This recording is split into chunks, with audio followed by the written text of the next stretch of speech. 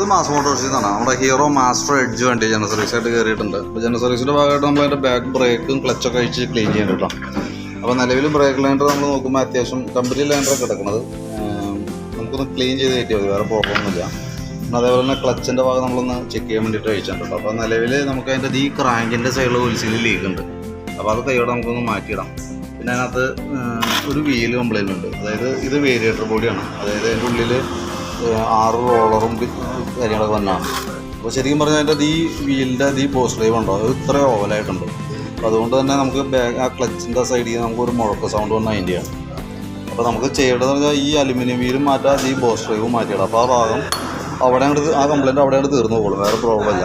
പിന്നെ CVT ക്ലച്ചിൻ്റെ മെയിനായിട്ട് വന്ന പാർട്ടാണത്, പുള്ളി പോലെ വർക്ക് ചെയ്യണതാണ്. അപ്പോൾ അത് നമ്മളൊന്ന് അഴിച്ച് ഗ്രീസ് ചെയ്യാൻ വേണ്ടി അഴിച്ചാണ്. അപ്പോൾ നമുക്ക് അതിൻ്റെ ഈ പിന്നും റോളർ സാധനങ്ങളൊക്കെ ഒന്ന് റീപ്ലേസ് ചെയ്തിട്ടൊന്ന് ഗ്രീസ് ചെയ്ത് കിട്ടിയാൽ മതി, വേറെ പ്രശ്നമില്ല.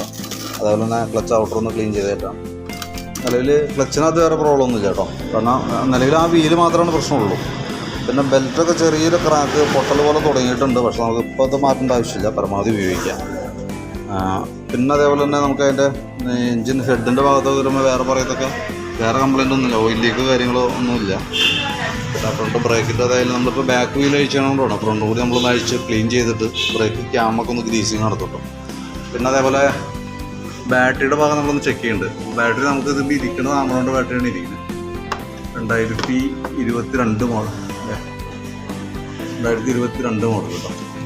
അപ്പോൾ നമ്മൾ ബാറ്ററി കൂടി ഒന്ന് ചെക്ക് ചെയ്യേണ്ടത്, കാരണം കംപ്ലൈൻ്റ് ഒന്നും ഉണ്ടാവില്ല. പക്ഷേ അതുപോലെ നമ്മളതിൻ്റെ ബാറ്ററി ഒന്ന് ടെസ്റ്റ് ചെയ്ത് പോകുന്നുണ്ട്. വോൾട്ട് ചെക്ക് ചെയ്യുന്ന സമയത്ത് വോൾട്ട് നമുക്ക് കറക്റ്റ് 12.86 വോൾട്ട് കാണിക്കുന്നുണ്ട് കേട്ടോ. അപ്പോൾ നമ്മൾ ബാറ്ററി ടെസ്റ്റും കൂടി നടത്തുന്നുണ്ട്. അപ്പോൾ കംപ്ലൈൻസോ അങ്ങനെ എന്തെങ്കിലും ഇതിനകത്ത് കാണിക്കും കറക്റ്റായിട്ട്. ഇതിപ്പോൾ ഓക്കെ ആയിട്ടാണ് വന്നത് കേട്ടോ, വേറെ പ്രശ്നങ്ങളൊന്നുമില്ല. പിന്നെ നമുക്കതിൻ്റെ പ്ലഗ് അഴിച്ച് ക്ലീൻ ചെയ്ത് കയറ്റുന്നുണ്ട്, വേറെ പ്രശ്നമൊന്നുമില്ല. അതേപോലെ എൻജിൻ ഓയിൽ മാറണം. ഇത്രയും കേസാണ് നമ്മൾ മെയിനായിട്ട് ചെയ്യണം കേട്ടോ.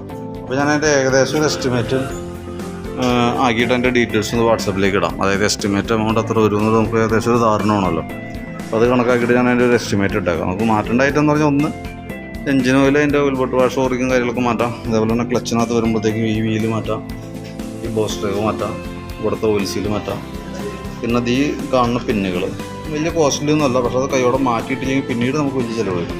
അതുകൊണ്ട് അതങ്ങ് റെഡിയാക്കി ഇട്ടാൽ കേട്ടോ. ബ്രേക്കൊക്കെ ക്ലീൻ ചെയ്ത് കയറ്റാം. ബെൽറ്റ് ചെറിയൊരു ക്രാക്ക് ഉണ്ട്, പൊട്ടലുണ്ട്, പക്ഷെ നമുക്കത് പെട്ടെന്നൊന്നും പ്രശ്നം വരില്ല, പരമാവധി ഓടിക്കാം കേട്ടോ. അപ്പോൾ ഞാനൊരു എസ്റ്റിമേറ്റ് ആക്കിയിട്ട് ഇടാം, നോക്കിയിട്ടൊന്ന് പറഞ്ഞാൽ മതി.